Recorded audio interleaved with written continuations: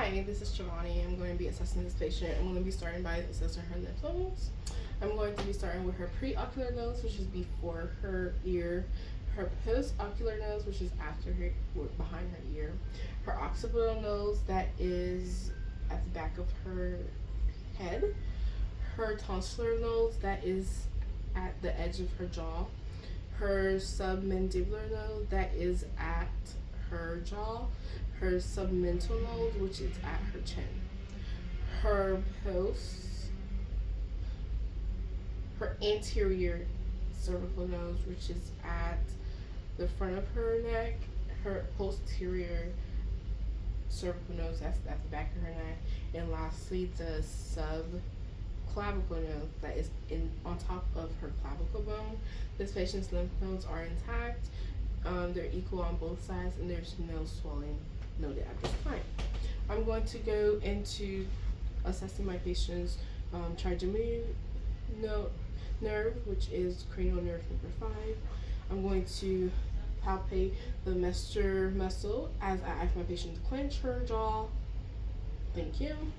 I'm going to do some light touches on her face to make sure there's equal sensation. Do you feel my touch on both sides? Yes. Do they feel equal? Yes. Okay, so I just checked my patient's sensation, which is part of her cranial nerve number 5, and her cranial nerve number 5 trigeminy is intact. Next, I'm going to be checking her cranial nerve number 7, which is her facial nerve. I'm going to ask my patient to smile for me. Can you frown for me? Can you raise your eyebrows? Can you blow your face? Can you pucker your lips? Oh. Can you blow your face? Okay. So my patient's face is bilateral, is equal bilaterally and is symmetrical. So my patient's facial nerve and cranial nerve number 7 is intact. And now I'm going to check my patient's ear. I'm going to assess my patient's ear. I'm going to pull down and back so I can get a better view of her tympanic membrane.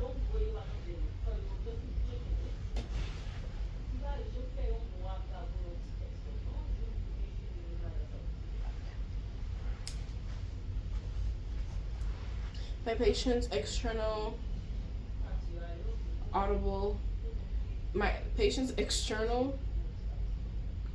canal is intact. It's clear. There's no signs of redness, swelling, drainage, or serotum. Her tympanic membrane is gray, which is normal. I'm going to now check my patient's cranial nerve number 8, which is the acoustic nerve. This test is where you whisper 3 words into the patient's ear and have them repeat it. And to have an accurate reading of the test, you cover the ear that you're not whispering in. Ball. Run. 3. Phone. Blue. 7. Okay, my patient was able to answer all or repeat after me all 3 words. My patient's cranial nerve number 8 is intact, which is her acoustic. Now I'm going to be assessing my patient's eyes. I'm going to be assessing her cranial nerve number 2. I'm going to have my patient turn towards me so I can first assess her peripheral nerve, her peripheral vision. I'm going to make sure that I'm at eye level with my patient, and I'm just going to instruct her to let me know when she sees my hands as I move them towards the sides. Let me know when you see it. I see it. I see it. I see it. Okay, so my patient's peripheral vision is intact. Now I'm going to use my ophthalmoscope to check her eyes and shine a bright light in her eyes to assess her reaction to the light. Okay. Okay, my patient's eyes were 2 to 3 millimeters, which is normal, and her eyes are reactive to light, so she has an intact optic nerve, which is cranial nerve number 2. I'm now going to check the back of my patient's eyes and check for her, check her bloodline, her blood vessels in the back of her eyes.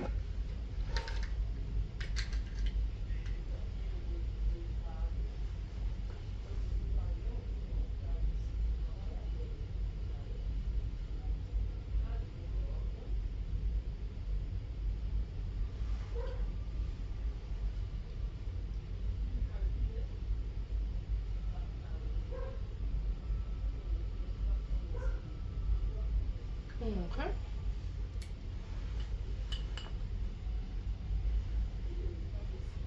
So I checked the back of my patient's eye. Her disc is round and within normal limits. There is no AV nicking, no exudates, no hemorrhage, and no signs of bleeding. I'm gonna have my patient turn. I'm gonna now check my patient's nose.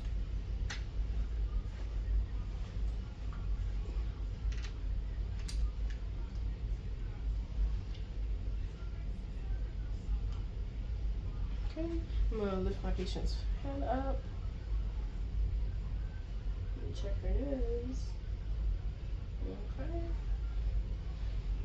Okay, so my patient's spectrum is midline. It's symmetrical to both sides, and there's no sign of deviation. My patient's turbinate is pink and moist and intact. I'm going to now check my patient's frontal sinuses. In her, I'm gonna lift her glasses up. In her maximal sinuses. Do you feel any pain when I'm palpating? No. Any pain when I'm palpating? No. Okay, so my patient's sinuses are intact. There's no pain. There's no visible or palpable swelling. Now I'm going to check my patient's cranial nerve number 3, 4, and 6, which is ocular motor, trochlear, and aden.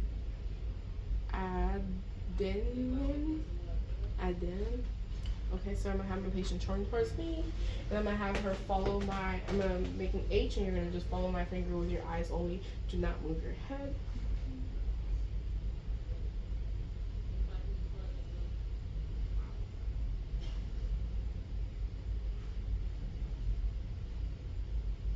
Okay, so all the EMOs are intact for this patient's eyes. And her cranial nerves 3, 4, 6, which is oculomotor, trochlear, and adducens are intact. Now I'm going to be checking my patient's mouth and her throat. So I'm going to look at her lips. Her lips are pink and intact. I'm going to have her open up her mouth, and her lips are also moist. I'm going to use a light to check inside of her mouth.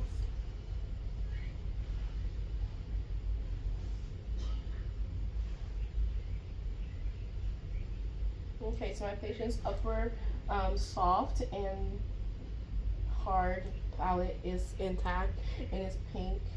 Her tongue is moist and pink. Her teeth shows no sign of decay. Her gums are not red. There's no swelling noted. Can you lift up your tongue for me? The floor of her mouth is intact. It's pink. There's no nodules there. Can you stick your tongue out? Can you say ah? Ah.